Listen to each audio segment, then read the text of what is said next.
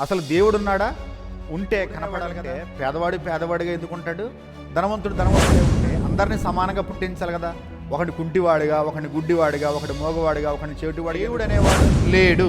దేవుడు అనేది ఒక మిథ్య. ప్రేమ అంటూ తిరుగుతూ ప్రేమ వివాహం చేసుకోవాలంటూ ప్రేమ పిచ్చోడుగా మారిపోయి ప్రేమ అనే వ్యామోహంలో పడిపోయి ఒక పిచ్చివాడిగా నమ్మించిన అమ్మాయి నన్ను మోసం చేసి అన్నీ ఉన్న ఇంకొక వ్యక్తిని, ఉద్యోగం ఉందని వేరొక వ్యక్తిని వివాహం చేసి నేను చనిపోతానేమో, పిచ్చిలేసి పిచ్చివాడిగా చనిపోతానేమో అని చెప్పి తను తన దగ్గర అట్టి పెట్టుకొని ప్రతిరోజుకు ఒక దేవస్థానానికి తీసుకెళ్ళి, దేవాలయానికి తీసుకెళ్ళి పొర్రుదండ, తిరుమలగిరి, నృత్యాల, వేదాద్రి, తిరుపతి, చిన్న తిరుపతి, అన్నవరం ఇలాగ తిప్పని గుడి లేదు, తిరగని ప్రాంతం లేదు.